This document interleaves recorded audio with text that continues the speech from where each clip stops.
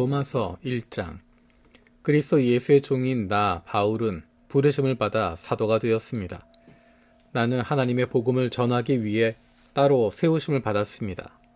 이 복음은 하나님께서 예언자들을 통하여 성경에 미리 약속하신 것으로 그의 아들을 두고 하신 말씀입니다. 이 아들은 육신으로는 다윗의 후손으로 태어나셨으며 성령으로는 죽은 사람들 가운데서 부활하심으로 나타나신 권능으로 하나님의 아들로 확정되신 분이십니다. 그는 곧 우리 주 예수 그리스도이십니다. 우리는 그를 통하여 은혜를 입어 사도의 직분을 받았습니다. 그것은 우리가 그 이름을 전하여 모든 민족이 믿고 순종하게 하려는 것입니다. 여러분도 그들 가운데 들어있어서 예수 그리스도의 부르심을 받은 사람이 되었습니다. 나는 로마에 있는 모든 신도에게 이 편지를 씁니다. 하나님께서 여러분을 사랑하셔서 그의 거룩한 백성으로 부르셨습니다. 하나님, 우리 아버지와 주 예수 그리스도께서 내려주시는 은혜와 평화가 여러분에게 있기를 빕니다. 나는 먼저 여러분 모두의 일로 예수 그리스도를 통하여 나의 하나님께 감사를 드립니다.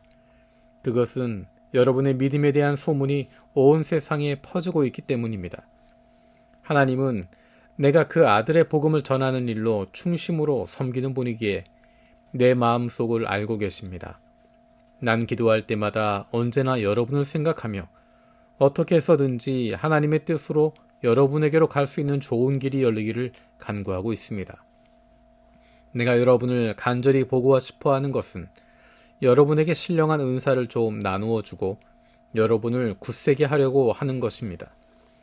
이것은 내가 여러분과 함께 지내면서 여러분과 내가 서로의 믿음으로 서로 격려를 받고자 하는 것입니다. 형제자매 여러분, 여러분은 이것을 아시기 바랍니다.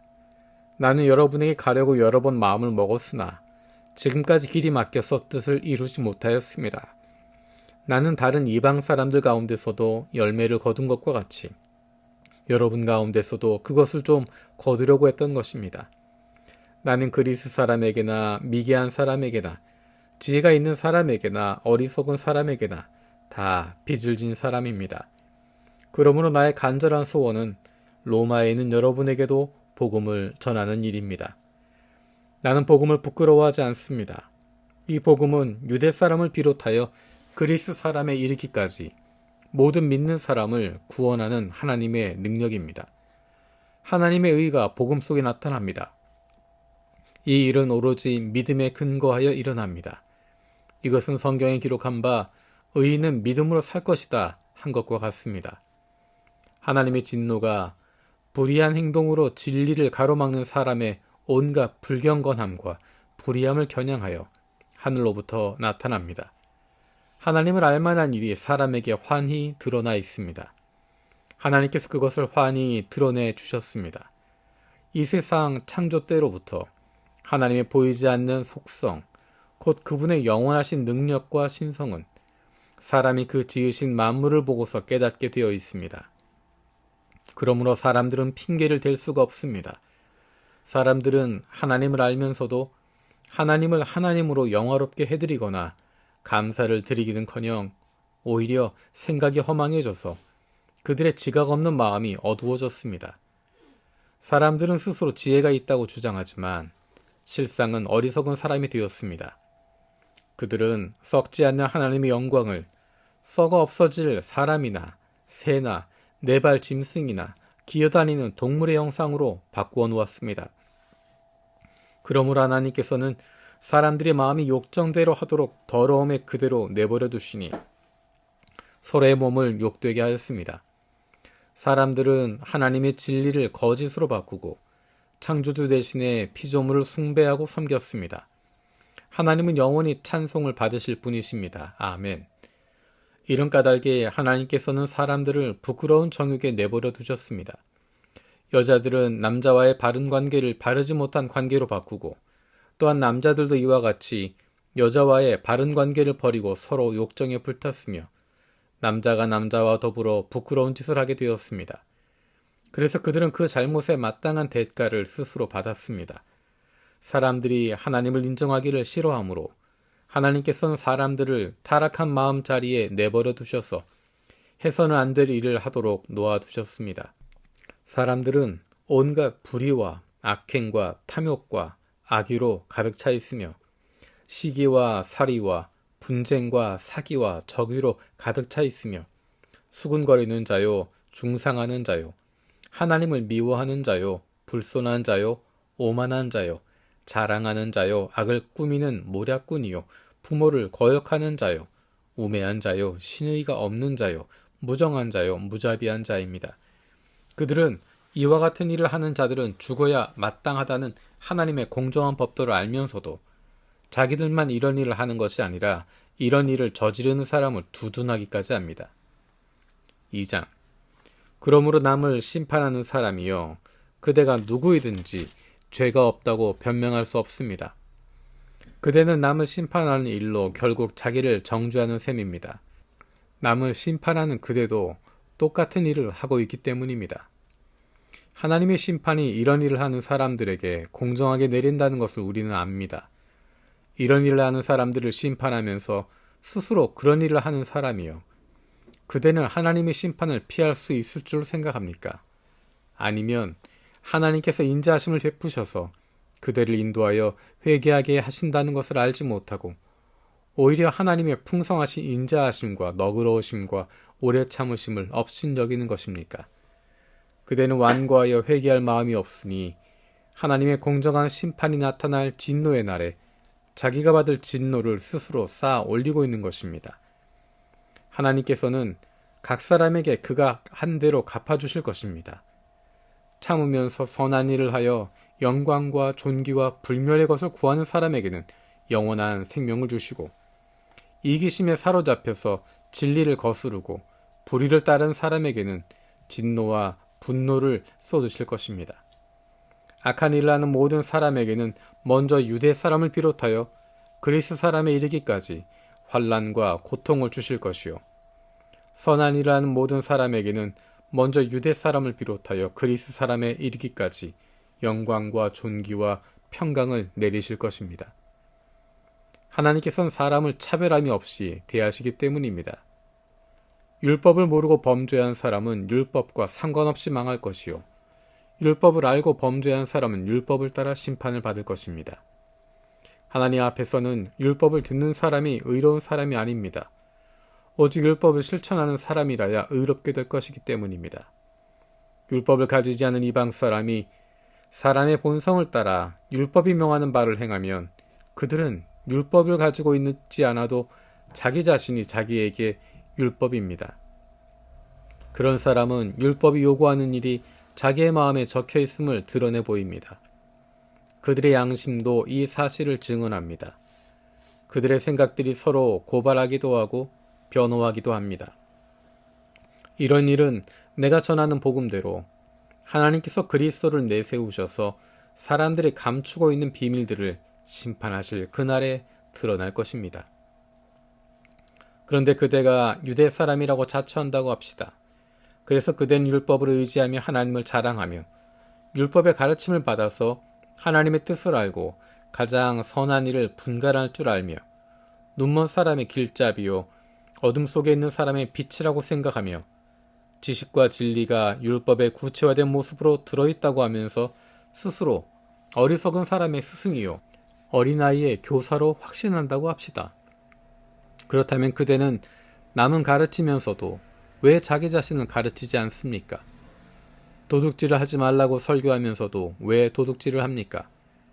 간음을 하지 말라고 하면서도 왜 간음을 합니까? 우상을 미워하면서도 왜 신전의 물건을 훔칩니까? 율법을 자랑하면서도 왜 율법을 어겨서 하나님을 욕되게 합니까? 성경에 기록한 바 너희 때문에 하나님의 이름이 이방 사람들 가운데서 모독을 받는다 한 것과 같습니다.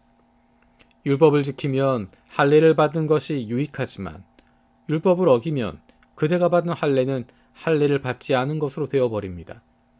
그러므로 할례를 받지 않은 사람이 율법의 규정을 지키면 그 사람은 할례를 받지 않았더라도 할례를 받은 것으로 여겨질 것이 아니겠습니까? 그리고 본래 할례를 받지 않았더라도 율법을 온전히 지키는 사람이 율법의 조문을 가지고 있고 할례를 받았으면서도 율법을 범한 사람인 그대를 정죄할 것입니다. 겉모양으로 유대 사람이라고 해서 유대 사람이 아니요. 겉모양으로 살갗에 할례를 받았다고 해서 할례가 아닙니다. 오히려 속사람으로 유대 사람인 이가 유대 사람이며 율법 조문을 따라서 받는 할례가 아니라 성령으로 마음에 받는 할례가 참 할례입니다. 이런 사람은 사람에게서가 아니라 하나님에게서 칭찬을 받습니다. 3장. 그러면 유대 사람의 특권은 무엇이며 할례의 이로움은 무엇입니까? 모든 면에서 많이 있습니다. 첫째는 그들이 하나님의 말씀을 맡았다는 것입니다. 근데 그들 가운데서 얼마가 신실하지 못했다고 해서 무슨 일이라도 일어납니까? 그들이 신실하지 못했다고 해서 하나님의 신실하심이 없어지겠습니까? 그럴 수 없습니다. 사람은 다 거짓말쟁이지만 하나님은 참되십니다. 성경에 기록한 바 주님께서는 말씀하실 때 의로우시다 인정을 받으시고 재판을 받으실 때 주님께서 이기시려는 것입니다 한 것과 같습니다. 그런데 우리의 불의가 하나님의 의를 드러나게 한다면 무엇이라고 말하겠습니까? 우리에게 진노를 내리시는 하나님이 불의하시다는 말입니까? 이것은 사람들이 말하는 방식으로 내가 말해본 것입니다. 절대로 그럴 수 없습니다. 만일 그렇다면 하나님께서 어떻게 세상을 심판하실 수 있겠습니까? 다음과 같이 반박하는 사람도 있을 것입니다. 나의 거짓됨 때문에 하나님의 참되심이 더욱 분명하게 드러나서 하나님께 영광이 돌아간다면 왜 나도 역시 여전히 죄인으로 판정을 받습니까? 더욱이 좋은 일이 생기게 하기 위하여 악한 일을 하자 하고 말할 수 있겠습니까? 사실 어떤 사람들은 우리가 그런 말을 한다고 비방합니다. 그런 사람들을 심판을 받아야 마땅합니다. 그러면 무엇을 말해야 하겠습니까? 우리 유대 사람이 이방 사람보다 낫습니까? 전혀 그렇지 않습니다. 유대 사람이나 그리스 사람이나 다 같이 죄 아래 있음을 우리가 이미 지적하였습니다. 성경에 이렇게 기록되어 있습니다. 의인은 없다. 한 사람도 없다. 깨닫는 사람도 없고 하나님을 찾는 사람도 없다. 모두가 곁길로 빠져서 쓸모가 없게 되었다. 선한 일을 하는 사람은 없다. 한 사람도 없다. 그들의 목구멍은 열린 무덤이다. 혀는 사람을 속인다. 입술에는 독사의 독이 있다. 입에는 저주와 독설이 가득하다. 발은 피를 흘리는 일에 빠르며 그들이 가는 길에는 파멸과 비참함이 있다. 그들은 평화의 길을 알지 못한다. 그들의 눈에는 하나님을 두려워하는 빛이 없다.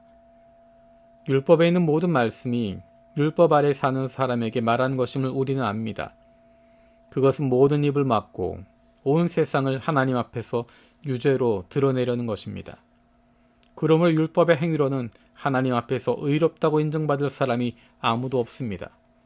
율법으로는 죄를 인식할 뿐입니다. 그러나 이제는 율법과는 상관없이 하나님의 의가 나타났습니다. 그것은 율법과 예언자들이 증언한 것입니다. 그런데 하나님의 의는 예수 그리스도를 믿는 믿음을 통하여 오는 것인데 모든 믿는 사람에게 미칩니다. 거기에는 아무 차별이 없습니다. 모든 사람이 죄를 범하였습니다. 그래서 사람은 하나님의 영광에 못 미치는 처지에 놓여 있습니다. 그러나 사람은 그리스도 예수 안에서 얻는 구원으로 말미암아 하나님의 은혜로 값없이 의롭다는 선고를 받습니다. 하나님께서는 이 예수를 속죄 제물로 내주셨습니다. 그것은 그의 피를 믿을 때 유효합니다. 하나님께서 이렇게 하신 것은 사람들이 이제까지 지은 죄를 너그럽게 보아주심으로써 자기의 의를 나타내시려는 것이었습니다. 하나님께서 오래 참으시다가 지금 이때 자기의 의로우심을 나타내신 것은 하나님은 의로우신 분이시라는 것과 예수를 믿는 사람은 누구나 의롭다고 하신다는 것을 보여주시려는 것입니다. 그렇다면 사람이 자랑할 것이 어디에 있습니까? 전혀 없습니다. 무슨 법으로 의롭게 됩니까? 행위의 법으로 됩니까? 아닙니다. 믿음의 법으로 됩니다. 사람이 율법의 행위와는 상관없이 믿음으로 의롭다고 인정받는다고 우리는 생각합니다. 하나님은 유대 사람만의 하나님이십니까? 이방 사람의 하나님도 되시지 않습니까? 그렇습니다. 이방 사람의 하나님도 되십니다. 참으로 하나님은 오직 한 분뿐이십니다. 그러므로 하나님께서는 할례를 받은 사람도 믿음을 보시고 의롭다고 하시고 할례를 받지 않은 사람도 믿음을 보시고 의롭다고 하십니다.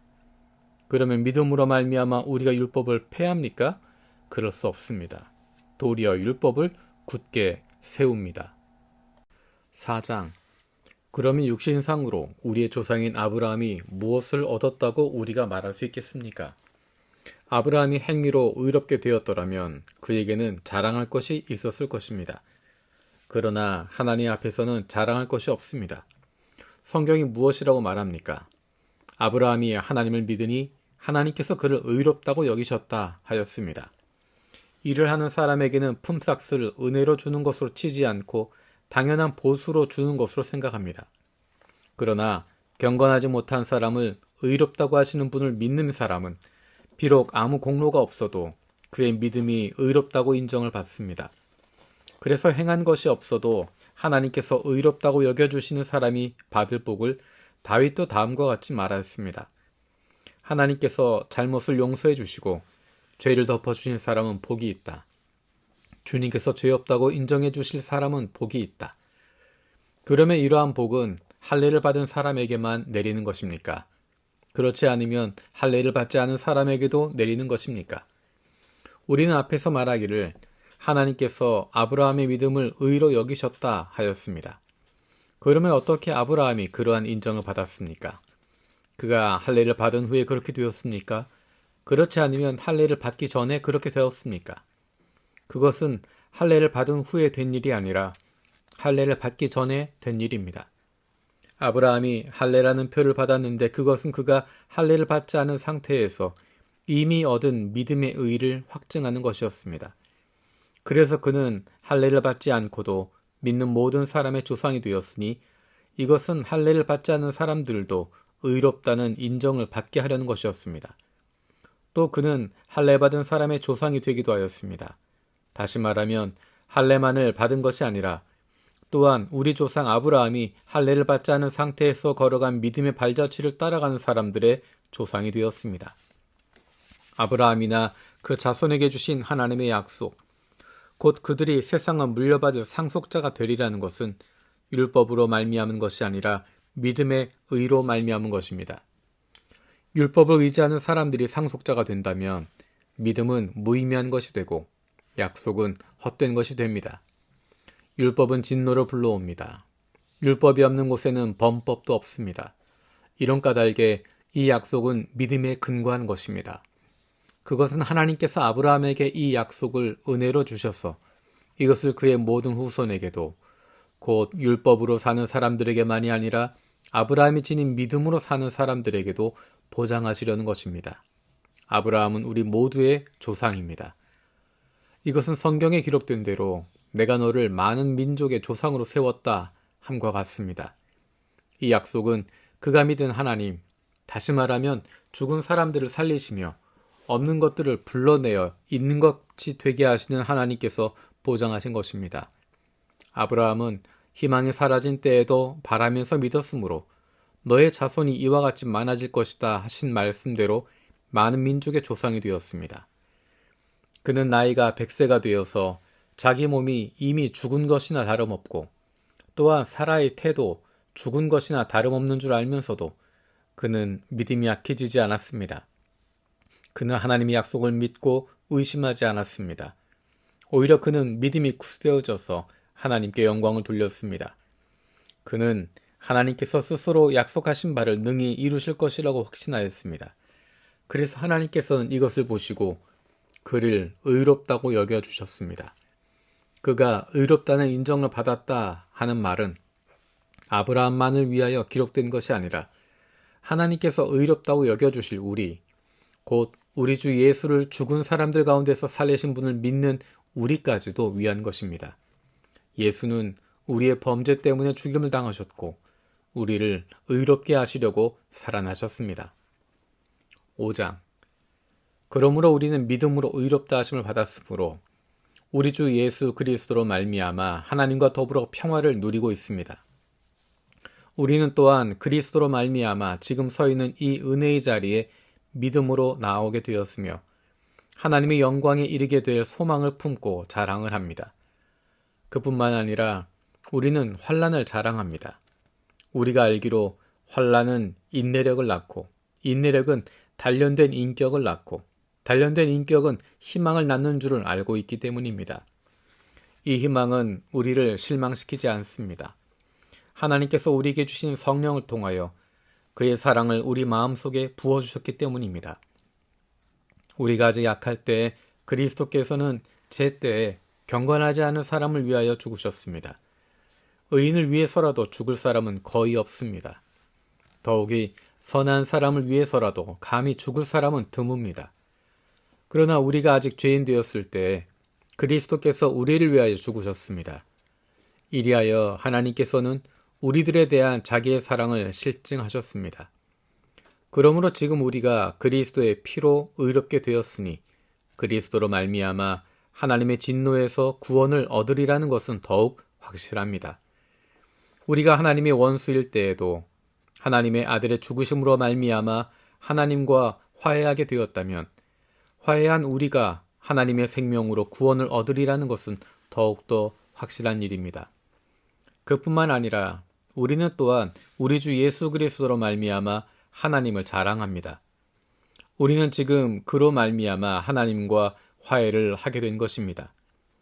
그러므로 한 사람으로 말미암아 죄가 세상에 들어왔고 또 그 죄로 말미암아 죽음이 들어온 것과 같이 모든 사람이 죄를 지었기 때문에 죽음이 모든 사람에게 이르게 되었습니다. 율법이 있기도 전에 죄가 세상에 있었으나 율법이 없을 때는 죄가 죄로 여겨지지 않았습니다.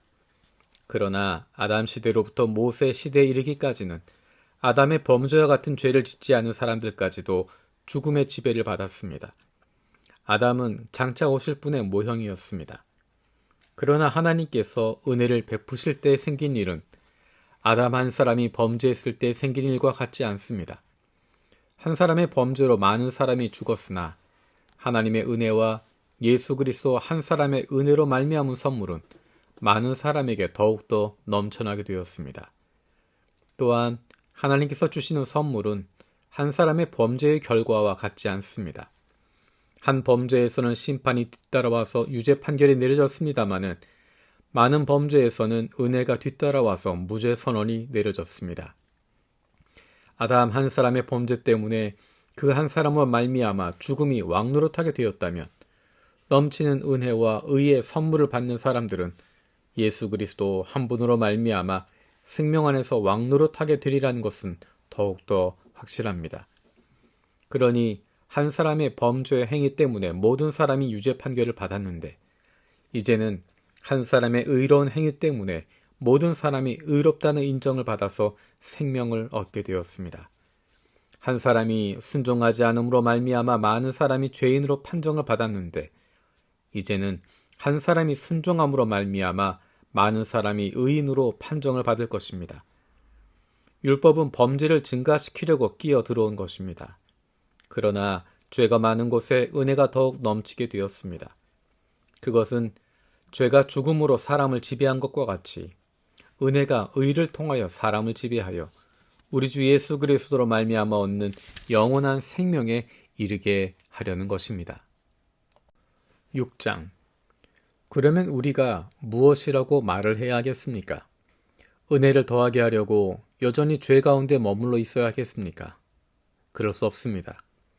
우리는 죄인은 죽은 사람인데 어떻게 죄 가운데서 그대로 살 수 있겠습니까?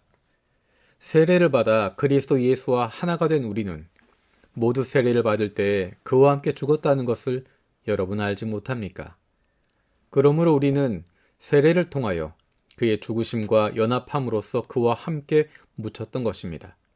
그것은 그리스도께서 아버지의 영광으로 말미암아 죽은 사람들 가운데서 살아나신 것과 같이 우리도 또한 새 생명 안에서 살아가기 위함입니다. 우리가 그의 죽으심과 같은 죽음을 죽어서 그와 연합하는 사람이 되었으면 우리는 부활에 있어서도 또한 그와 연합하는 사람이 될 것입니다.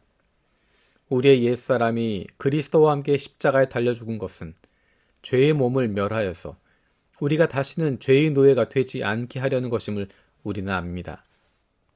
죽은 사람은 이미 죄의 세력에서 해방되었습니다.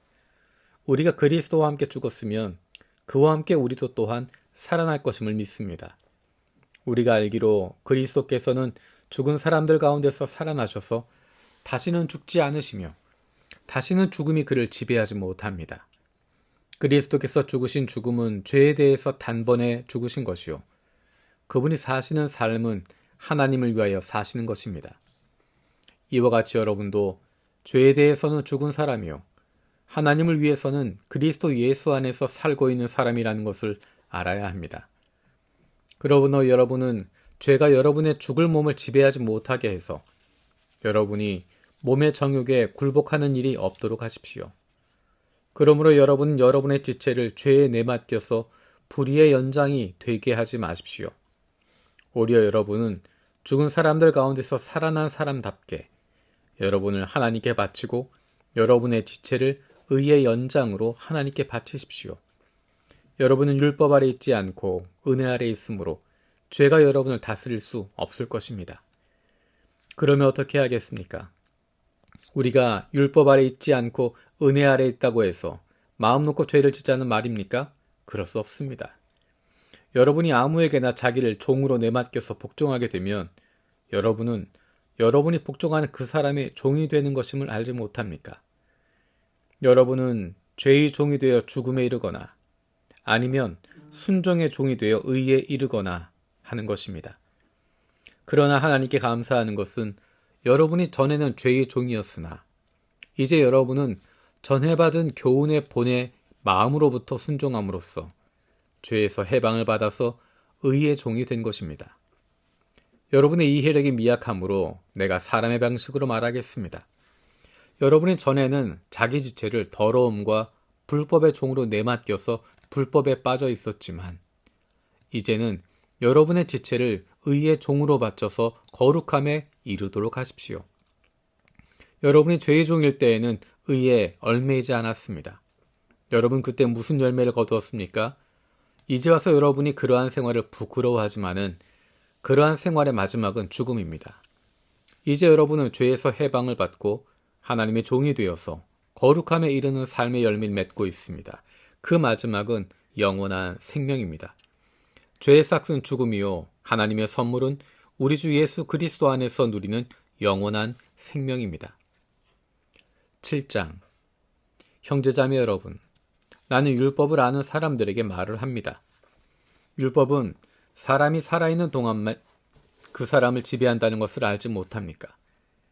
결혼한 여자는 그 남편이 살아있는 동안에는 법으로 남편에게 매여 있으나 남편이 죽으면 남편의 법에서 풀려납니다. 그러므로 남편이 살아있는 동안에 그 여자가 다른 남자에게로 가면 그 여자는 간음한 여자라는 말을 듣게 됩니다. 그러나 남편이 죽으면 그 법에서 해방되는 것이므로 다른 남자에게 갈지라도 간음한 여자가 되지 않습니다. 나의 형제 자매 여러분, 그러므로 여러분도 그리스도의 몸으로 말미암아 율법에 대해서는 죽임을 당했습니다. 그래서 여러분은 다른 분, 곧 죽은 사람들 가운데서 살아나신 그분에게 속하게 되었습니다. 그것은 우리가 하나님을 위하여 열매를 맺게 하기 위함입니다. 이전에 우리가 육신을 따라 살 때에는 율법으로 말미암아 일어나는 죄의 욕정이 우리 몸의 지체 안에서 작용해서 죽음에 이르는 열매를 맺었습니다. 그러나 지금은 우리를 올감했던 것에 대하여 죽어서 율법에서 풀려났습니다. 그래서 우리는 문자의 얼매인 낡은 정신으로 하나님을 섬기지 않고 성령이 주시는 새 정신으로 하나님을 섬깁니다. 그러면 우리가 무엇이라고 말할 수 있습니까? 율법이 죄입니까? 그럴 수 없습니다.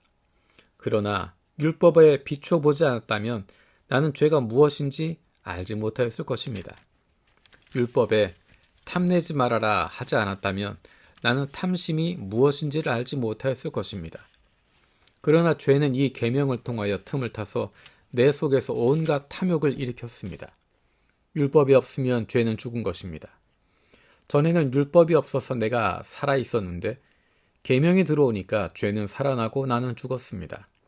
그래서 나를 생명으로 인도해야 할 그 계명이 도리어 나를 죽음으로 인도한다는 것이 드러났습니다. 죄가 그 계명을 통하여 틈을 타서 나를 속이고 또 그 계명으로 나를 죽였습니다. 그러므로 율법은 거룩하며 계명도 거룩하고 의롭고 선한 것입니다. 그러니 그 선한 것이 나에게 죽음을 안겨주었다는 말입니까? 그럴 수 없습니다. 그러나 죄를 죄로 드러나게 하려고 죄가 그 선한 것을 방편으로 하여 나에게 죽음을 일으켰습니다. 그것은 계명을 방편으로 하여 죄를 극도로 죄답게 되게 하려는 것입니다. 우리는 율법이 신령한 것임을 압니다. 그러나 나는 육정에 매인 존재로서 죄 아래에 팔린 몸입니다. 나는 내가 하는 일을 도무지 알 수가 없습니다. 내가 해야겠다고 생각하는 일은 하지 않고 도리어 해서는 안 되겠다고 생각하는 일을 하고 있으니 말입니다. 내가 그런 일을 하면서도 그것을 해서는 안 되겠다고 생각하는 것은 그 율법이 선하다는 사실에 동의하는 것입니다. 그렇다면 그와 같은 일을 하는 것은 내가 아니라 내 속에 자리를 잡고 있는 죄입니다. 나는 내 속에 곧 내 육신 속에 선한 것이 깃들어 있지 않다는 것을 압니다. 나는 선을 행하려는 의지는 있으나 그것을 실행하지는 않으니 말입니다. 나는 내가 원하는 선한 일을 하지 않고 도리어 원하지 않는 악한 일을 합니다. 내가 해서는 안 되는 것을 하면 그것을 하는 것은 내가 아니라 내 속에 자리를 잡고 있는 죄입니다. 여기에서 나는 법칙 하나를 발견하였습니다. 곧 나는 선을 행하려고 하는데 그러한 나에게 악이 붙어 있다는 것입니다. 나는 속사람으로는 하나님의 법을 즐거워하나 내 지체에는 다른 법이 있어서 내 마음의 법과 맞서서 싸우며 내 지체에 있는 죄의 법에 나를 포로로 만드는 것을 봅니다. 아, 나는 비참한 사람입니다. 누가 이 죽음의 몸에서 나를 건져주겠습니까? 우리 주 예수 그리스도를 통하여 나를 건져주신 하나님께 감사를 드립니다. 그러니 나 자신은 마음으로는 하나님의 법을 섬기고 육신으로는 죄의 법을 섬기고 있습니다. 8장. 그러므로 그리스도 예수 안에 있는 사람들은 정죄를 받지 않습니다. 그것은 그리스도 예수 안에서 생명을 누리게 하는 성령의 법이 당신을 죄와 죽음의 법에서 해방하여 주었기 때문입니다. 육신으로 말미암아 율법이 미약해져서 해낼 수 없었던 그 일을 하나님께서 해결하셨습니다. 곧 하나님께서는 자기의 아들을 죄된 육신을 지닌 모습으로 보내셔서 죄를 없애시려고 그 육신에다 죄의 선고를 내리셨습니다. 그것은 육신을 따라 살지 않고 성령을 따라 사는 우리가 율법이 요구하는 바를 이루게 하시려는 것입니다. 육신을 따라 사는 사람은 육신에 속한 것을 생각하나 성령을 따라 사는 사람은 성령에 속한 것을 생각합니다. 육신에 속한 생각은 죽음입니다. 그러나 성령에 속한 생각은 생명과 평화입니다. 육신에 속한 생각은 하나님께 품는 적대감입니다. 그것은 하나님의 법을 따르지 않으며 또 복종할 수도 없습니다. 육신에 매인 사람은 하나님을 기쁘게 해드릴 수 없습니다. 그러나 하나님의 영이 여러분 안에 살아계시면 여러분은 육신 안에 있지 않고 성령 안에 있습니다. 누구든지 그리스도의 영이 없으면 그리스도의 사람이 아닙니다. 또한 그리스도께서 여러분 안에 살아계시면 여러분의 몸은 죄 때문에 죽은 것이지만 영은 의 때문에 생명을 얻습니다. 예수를 죽은 사람들 가운데서 살리신 분의 영이 여러분 안에 살아계시면 그리스도를 죽은 사람들 가운데서 살리신 분께서 여러분 안에 계신 자기의 영으로 여러분의 죽을 몸도 살리실 것입니다. 그러므로 형제자매 여러분, 우리는 빚을 지고 사는 사람들이지만 육신에 빚을 진 것이 아닙니다. 우리는 육신을 따라 살아야 할 존재가 아닙니다. 여러분이 육신을 따라 살면 죽을 것입니다. 그러나 여러분이 성령으로 몸의 행실을 죽이면 살 것입니다. 하나님의 영으로 인도함을 받는 사람은 누구나 다 하나님의 자녀입니다. 여러분은 또다시 두려움에 빠뜨리는 종살이의 영을 받은 것이 아니라 자녀로 삼으시는 영을 받았습니다. 그래서 우리는 그 영으로 하나님을 아빠, 아버지라고 부릅니다. 바로 그때 그 성령이 우리의 영과 함께 우리가 하나님의 자녀임을 증언하십니다. 자녀이면 상속자이기도 합니다. 우리가 그리스도와 함께 영광을 받으려고 그와 함께 고난을 받으면 우리는 하나님이 정하신 상속자요, 그리스도와 더불어 공동 상속자입니다.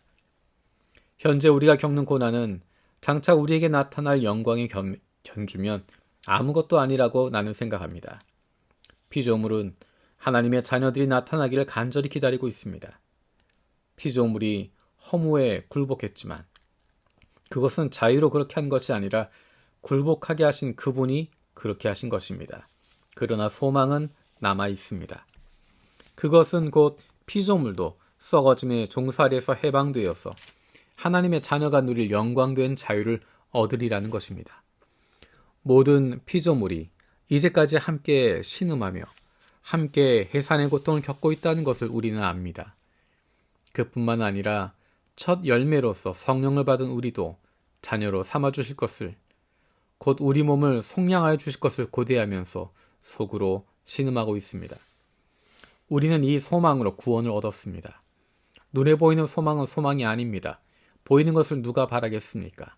그러나 우리가 보이지 않는 것을 바라면 참으면서 기다려야 합니다.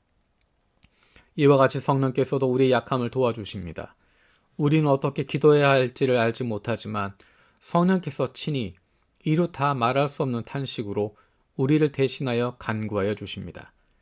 사람의 마음을 꿰뚫어 보시는 하나님께서는 성령의 생각이 어떠한지를 아십니다. 성령께서 하나님의 뜻을 따라 성도를 대신하여 간구하시기 때문입니다.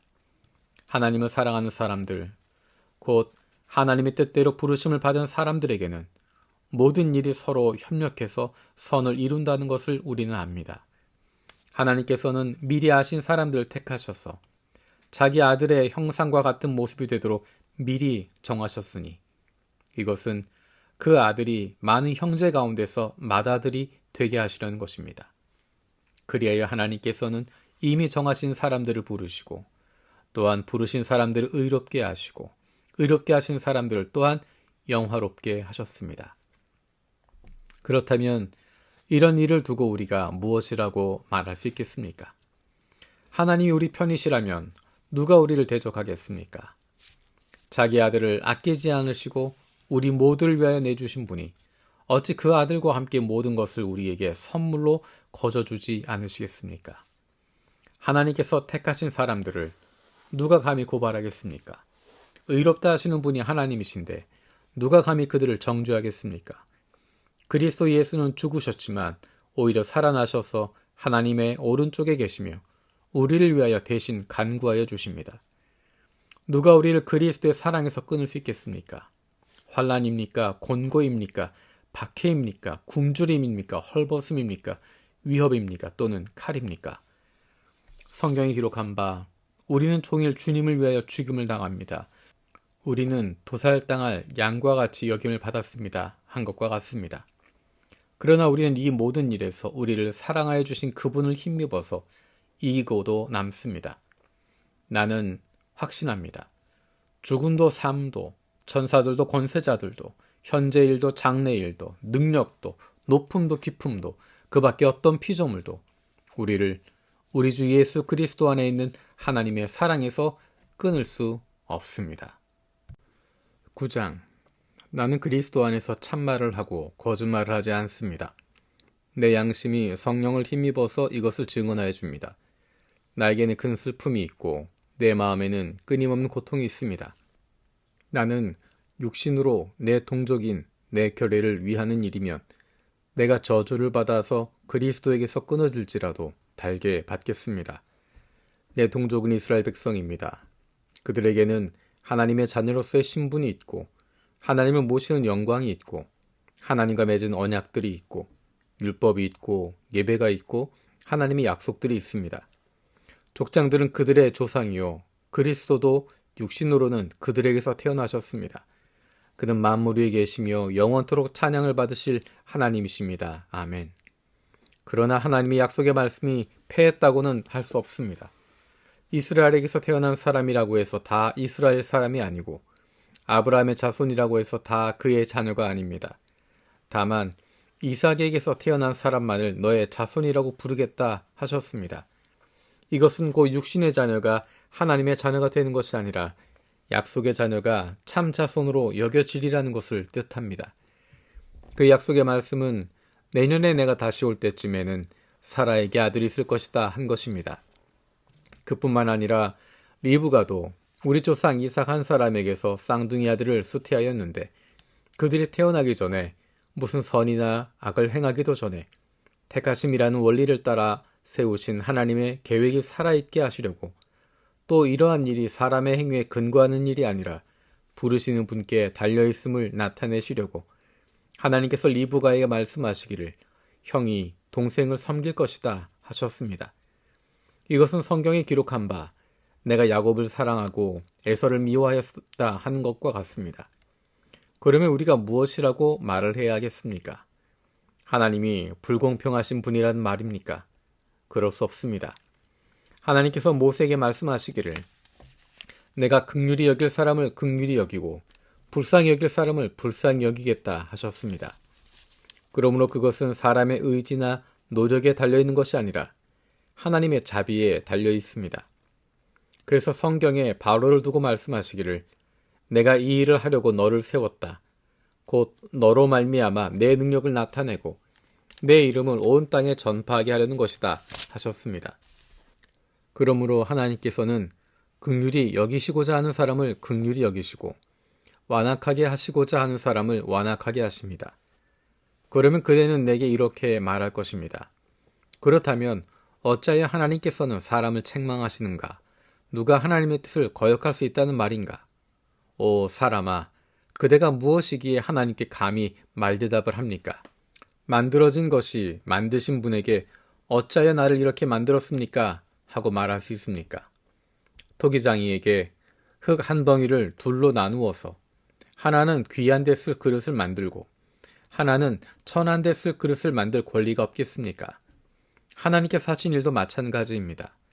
하나님께서 진노하심을 보이시고 권능을 알리시기를 원하시면서도 멸망받게 되어 있는 진노의 대상들에 대하여 꾸준히 참으시면서 너그럽게 대해주시고 영광을 받도록 예비하신 자비의 대상들에 대하여 자기의 풍성하신 영광을 알리시고자 하셨더라도 어떻다는 말입니까?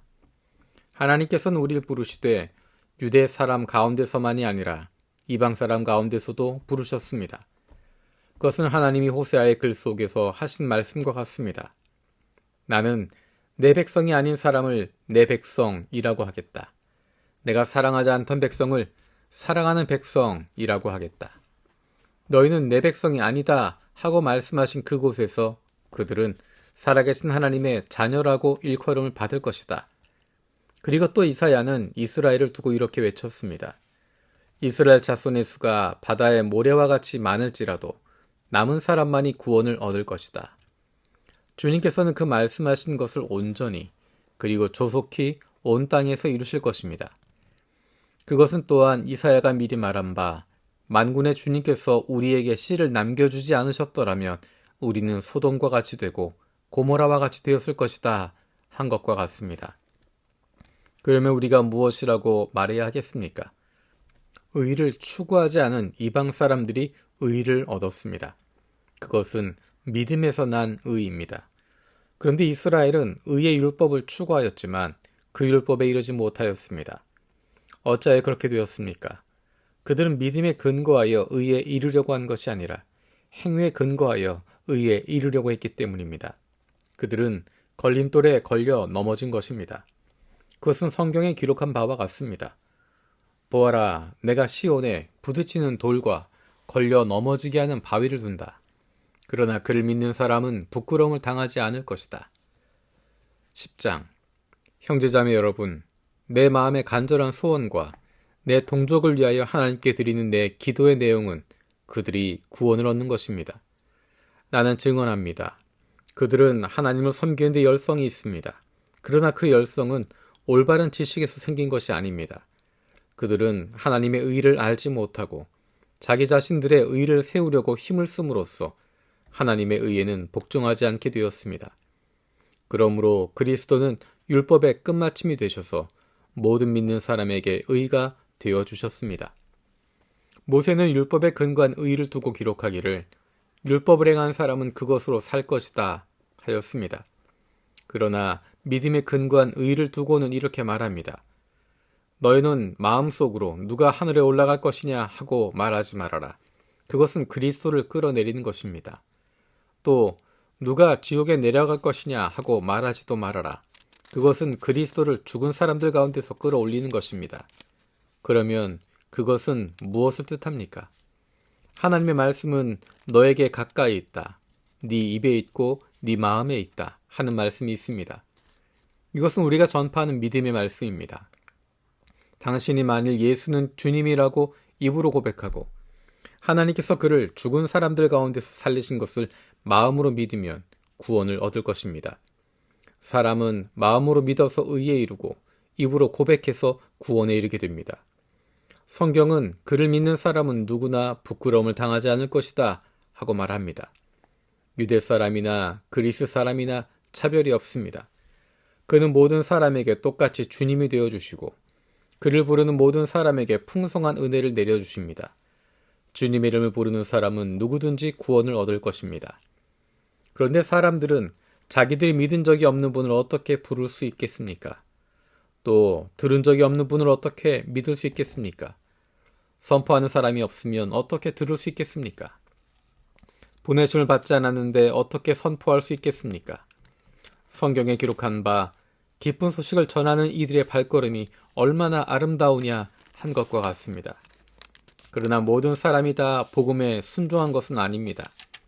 이사야는 주님, 우리가 전하는 소식을 누가 믿었습니까? 하고 말하였습니다. 그러므로 믿음은 들음에서 생기고 들음은 그리스도를 전하는 말씀에서 비롯됩니다. 그러면 내가 묻습니다.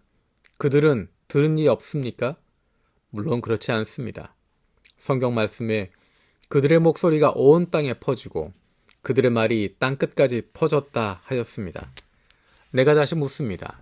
이스라엘이 알지 못하였습니까? 이에 대하여 하나님께서 먼저 모세를 통하여 이렇게 말씀하셨습니다. 나는 내 백성이 아닌 사람들로 너희의 질투심을 일으키고 미련한 백성들로 너희의 분노를 자아내겠다. 또한 이사야는 매우 담대하게 이렇게 말씀을 전하였습니다. 나를 찾지 않는 사람들을 내가 만나주고 나를 구하지 않는 사람들에게 내가 나타났다. 또한 이사야는 하나님께서 이스라엘을 보고 복종하지 않고 거역하는 백성에게 나는 온종일 내 손을 내밀었다 하신 말씀을 선포하였습니다. 11장. 그러면 내가 묻습니다. 하나님께서 자기 백성을 버리신 것은 아닙니까? 그럴 수 없습니다. 나도 이스라엘 사람이요 아브라함의 후손이요 베냐민 지파에 속한 사람입니다. 하나님께서는 미리 아신 자기 백성을 버리지 않으셨습니다. 여러분은 성경이 엘리야를 두고 하신 말씀을 알지 못합니까? 그가 이스라엘을 고발하여 하나님께 이렇게 호소하였습니다. 주님, 그들은 주님의 예언자들을 죽이고 주님의 제단들을 헐어버렸습니다. 남은 것은 나 혼자밖에 없는데 그들은 내 목숨마저 찾고 있습니다. 그런데 하나님께서는 그에게 어떻게 대답하셨습니까? 내가 바알에게 무릎을 꿇지 않은 사람 7,000명을 내 앞에 남겨두었다 하셨습니다. 이와 같이 지금 이 시기에도 은혜로 택하심을 입은 사람들이 남아 있습니다. 은혜로 된 것이면 행위에 근거한 것이 아닙니다. 그렇지 않으면 그 은혜는 이미 은혜가 아닙니다. 그러면 무슨 결과가 생겼습니까? 이스라엘 백성은 찾던 것을 얻지 못하였지만 택하심을 받은 사람들은 그것을 얻었습니다. 그리고 그 나머지 사람들은 완고해졌습니다. 성경이 이렇게 기록한 바와 같습니다. 하나님께서 그들에게는 혼미한 영을 주셨으니 오늘까지 그들은 눈이 있어도 보지 못하고 귀가 있어도 듣지 못한다. 다윗도 다음과 같이 말하였습니다. 그들의 밥상이 그들에게 올무가 되고 덫이 되게 하여 주십시오. 그들이 걸려 넘어지고 보복을 받게 하여 주십시오. 그들의 눈이 어두워져서 보지 못하게 되도록 하여 주십시오. 그들의 등이 언제나 굽어있게 하여 주십시오. 그러면 내가 묻습니다. 이스라엘이 걸려 넘어져서 완전히 쓰러져 망하게끔 되었습니까? 그럴 수 없습니다. 그들의 허물 때문에 구원이 이방 사람에게 이르렀는데 이것은 이스라엘에게 질투하는 마음이 일어나게 하려는 것입니다. 이스라엘의 허물이 세상의 부유함이 되고 이스라엘의 실패가 이방 사람의 부유함이 되었다면 이스라엘 전체가 바로 설 때에는 그 복이 얼마나 더 엄청나겠습니까? 이제 나는 이방 사람인 여러분에게 말합니다. 내가 이방 사람에게 보내심을 받은 사도이니만큼 나는 내 직분을 영광스럽게 생각합니다. 나는 아무쪼록 내 동족에게 질투심을 일으켜서 그 가운데서 몇 사람만이라도 구원하고 싶습니다. 하나님께서 그들을 버리심이 세상과의 화해를 이루는 것이라면 그들을 받아들이심은 죽은 사람들 가운데서 살아나는 삶을 주심이 아니고 무엇이겠습니까? 만물로 바치는 빵 반죽 덩이가 거룩하면 남은 온 덩이도 그러하고 뿌리가 거룩하면 가지도 그러합니다. 그런데 참 올리브나무 가지들 가운데서 얼마를 잘라내시고서 그 자리에다 돌 올리브나무인 그대를 접붙여 주셨기 때문에 그대가 참 올리브나무의 뿌리에서 올라오는 양분을 함께 받게 된 것이면 그대는 본래 가지들을 향하여 우쭐대지 말아야 합니다. 비록 그대가 우쭐댈지라도 그대가 뿌리를 지탱하는 것이 아니라 뿌리가 그대를 지탱한다는 것을 명심해야 합니다.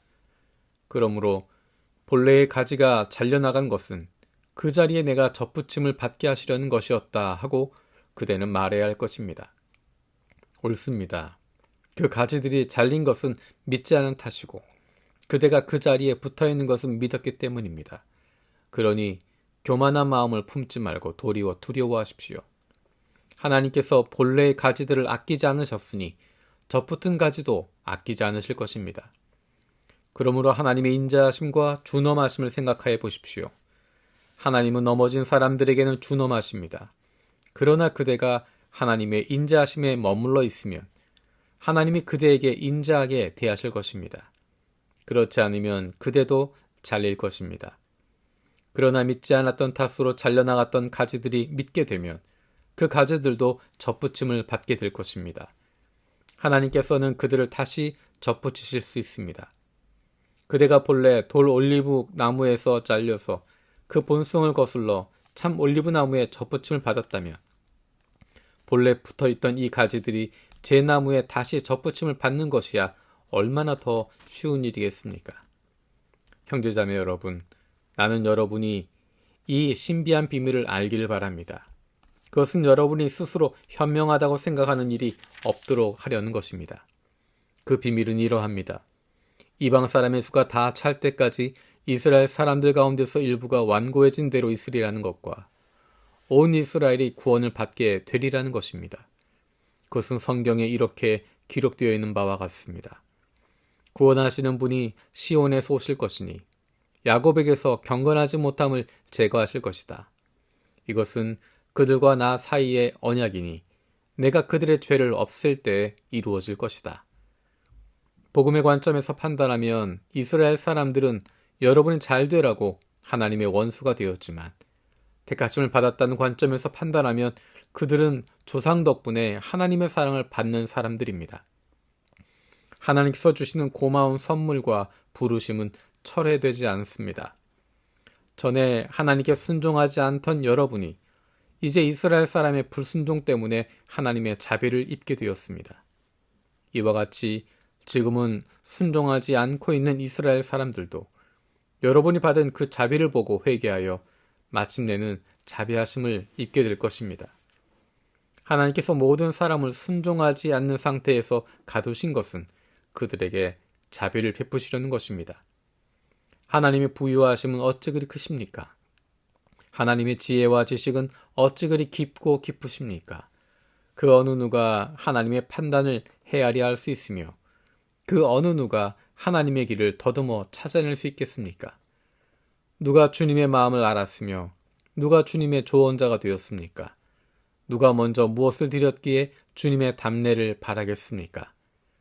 만물이 그에게서 나고 그로 말미암아 있고 그를 위하여 있습니다. 그에게 영광이 세세히 있기를 빕니다. 아멘. 12장. 형제자매 여러분, 그러므로 나는 하나님의 자비하심을 힘입어 여러분에게 권합니다. 여러분의 몸을 하나님께서 기뻐하실 거룩한 산 제물로 드리십시오. 이것이 여러분이 드릴 합당한 예배입니다. 여러분은 이 시대의 풍조를 본받지 말고 마음을 새롭게 함으로 변화를 받아서 하나님의 선하시고 기뻐하시고 완전하신 뜻이 무엇인지를 분별하도록 하십시오.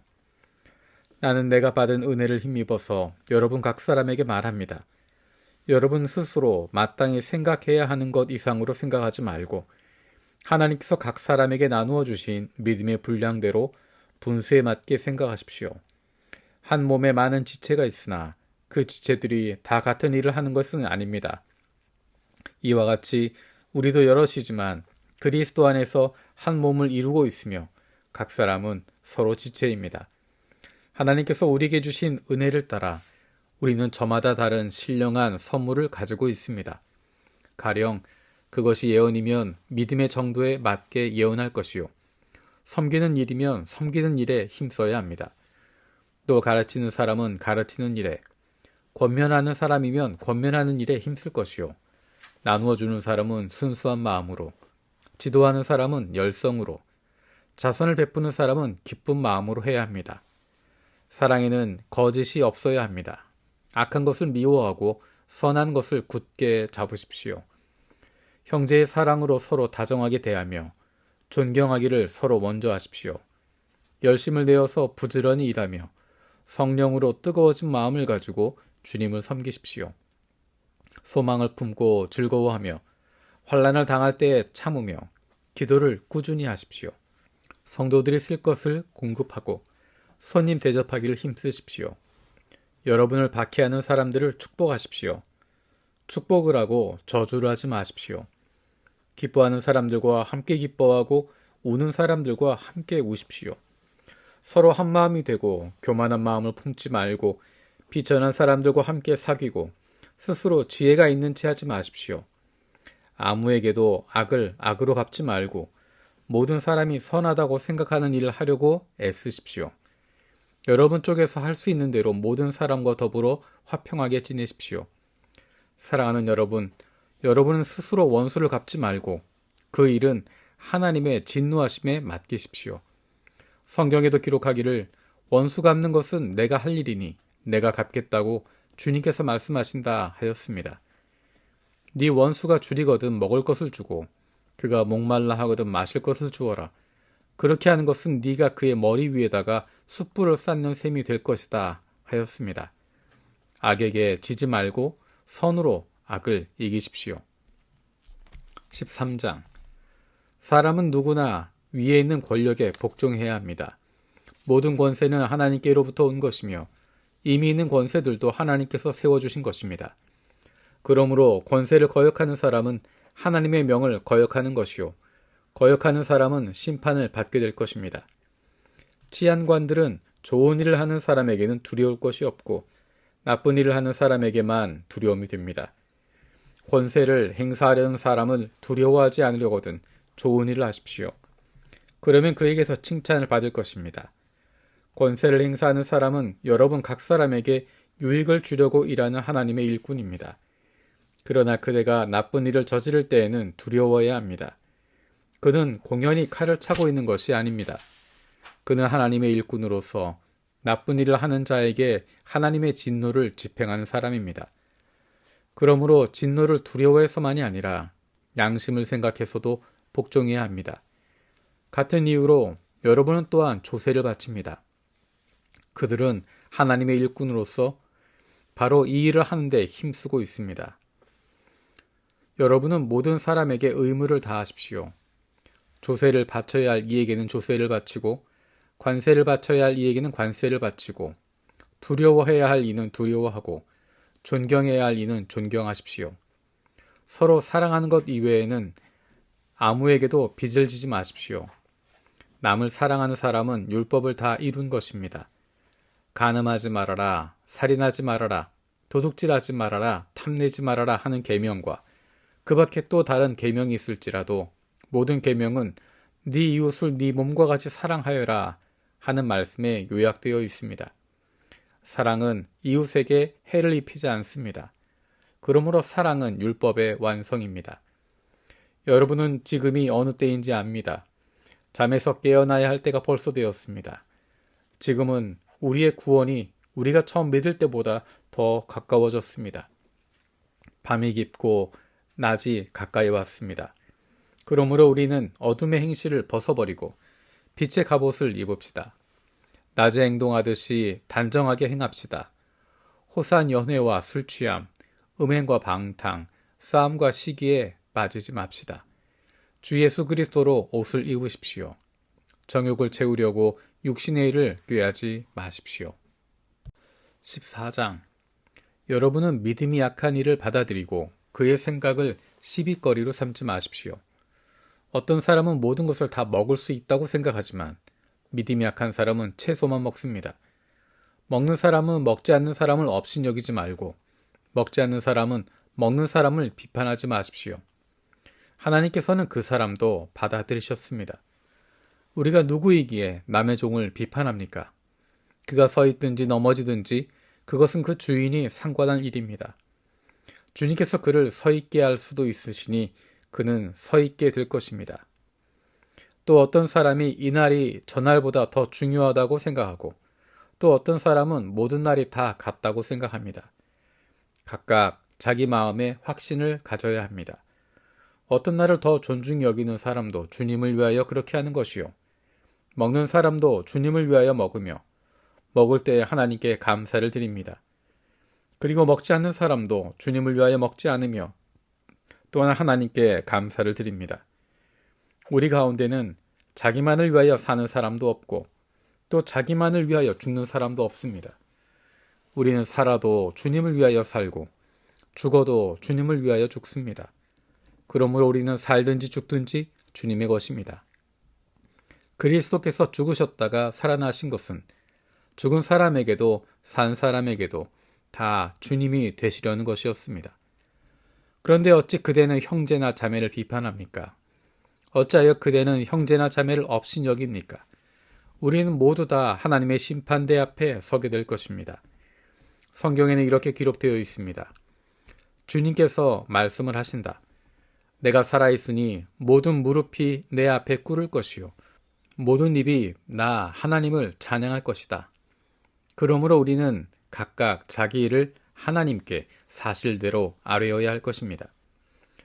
그러므로 이제부터는 서로 남을 심판하지 마십시오. 형제자매 앞에 장애물이나 걸림돌을 놓지 않겠다고 결심하십시오. 내가 주 예수 안에서 알고 또 확신하는 것은 이것입니다. 무엇이든지 그 자체로 부정한 것은 없고 다만 부정하다고 여기는 사람에게는 부정한 것입니다.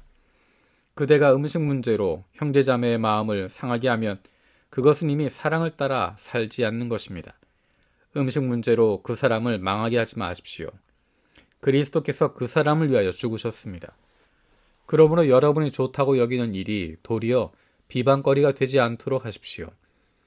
하나님의 나라는 먹는 일과 마시는 일이 아니라 성령 안에서 누리는 의와 평화와 기쁨입니다. 그리스도를 이렇게 섬기는 사람은 하나님을 기쁘게 해드리고 사람에게도 인정을 받습니다. 그러므로 우리는 서로 화평을 도모하는 일과 서로 덕을 세우는 일에 힘을 씁시다. 하나님이 이렇게 놓으신 것을 음식 때문에 망치는 일이 없도록 하십시오. 모든 것이 다 깨끗합니다. 그러나 어떤 것을 먹음으로써 남을 넘어지게 하면 그러한 사람에게는 그것이 해롭습니다.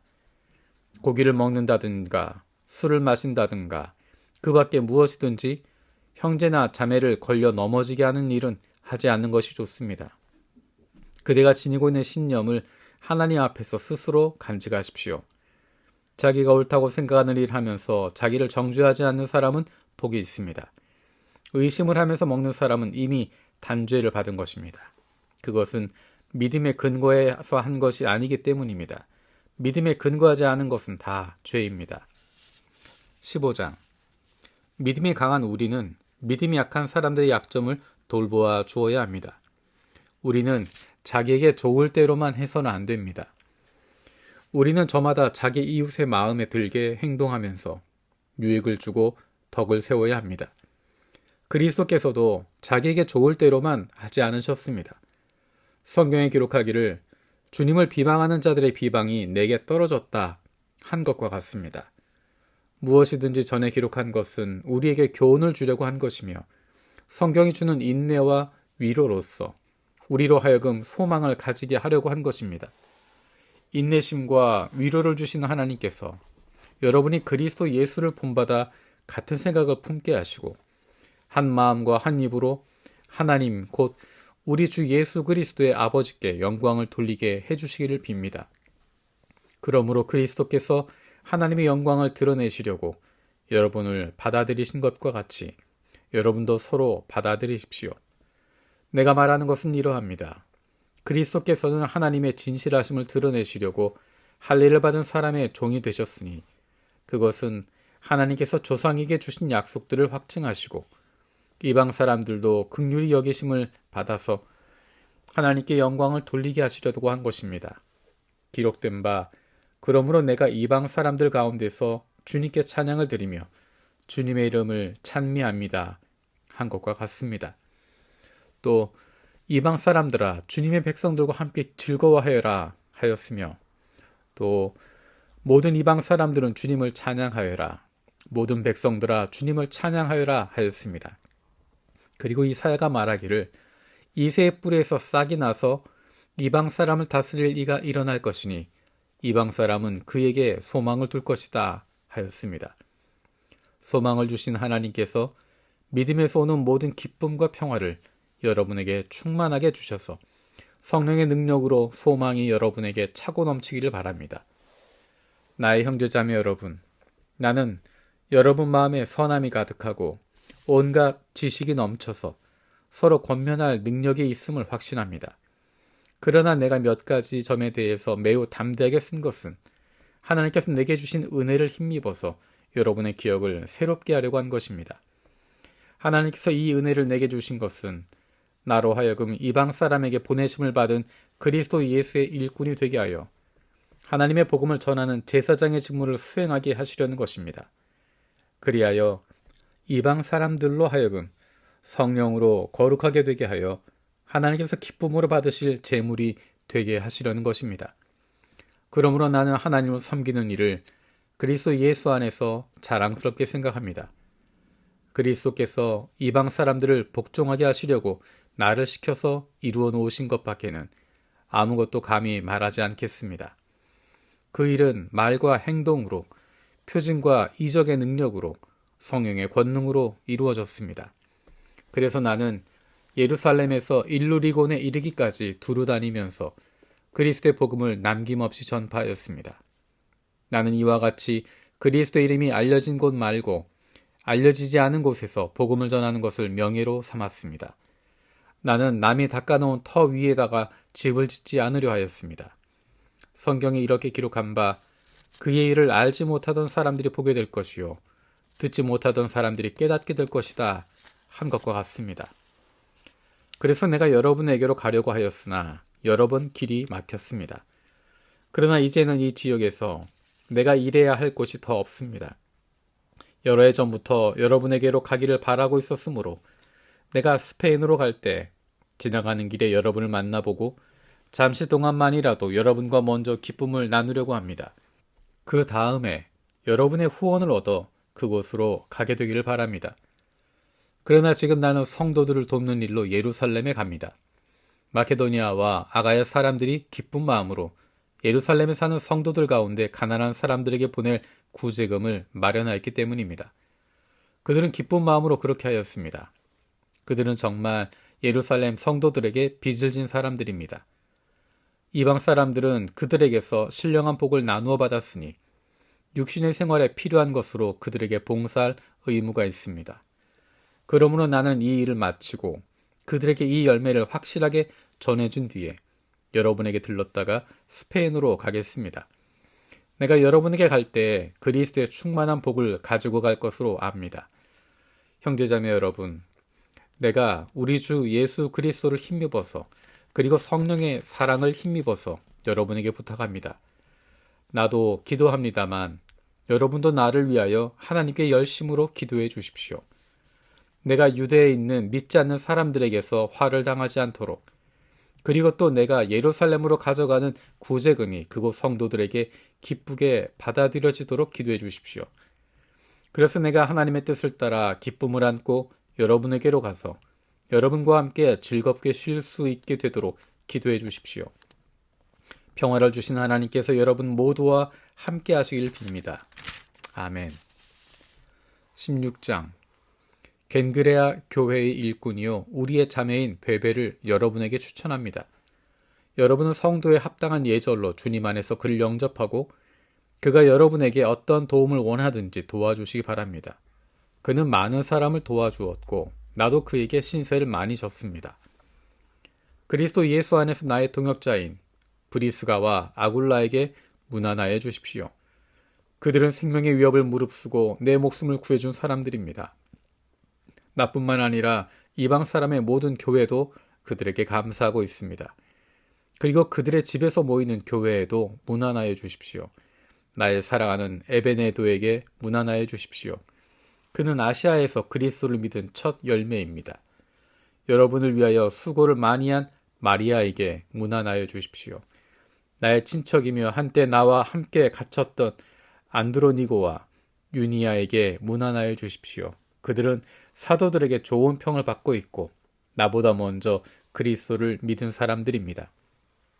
주님 안에 있는 나의 사랑하는 암블리아에게 문안하여 주십시오. 그리스도 안에서 우리의 동역자인 우르바노와 나의 사랑하는 스다구에게 문안하여 주십시오. 그리스도 안에서 인정을 받는 아벨레에게 문안하여 주십시오. 아리스토블로의 가족에게 문안하여 주십시오. 나의 친척인 헤로디온에게 문안하여 주십시오. 주님 안에 있는 나기스의 가족에게 문안하여 주십시오. 주님 안에서 수고한 두르베나와 두르보사에게 문안하여 주십시오. 주님 안에서 수고를 많이 한 사랑하는 버시에게 문안하여 주십시오. 주님 안에서 택하심을 받은 루포와 그의 어머니에게 문안하여 주십시오. 그의 어머니는 곧 내 어머니이기도 합니다.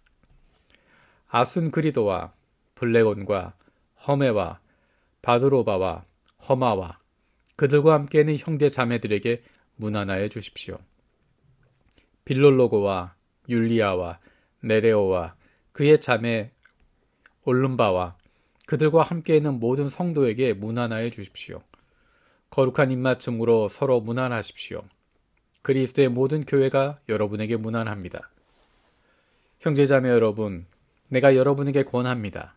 여러분이 배운 교훈을 거슬러서 분열을 일으키며 올무를 놓는 사람들을 경계하고 멀리하십시오. 이런 사람들은 우리 주 그리스도를 섬기는 것이 아니라 자기네 배를 섬기는 것이며 그럴듯한 말과 아첨하는 말로 순진한 사람들의 마음을 속이는 것입니다. 여러분의 순종은 모든 사람에게 소문이 났습니다. 나는 여러분의 일로 기뻐합니다. 나는 여러분이 선한 일에는 슬기롭고 악한 일에는 순진하기를 바랍니다.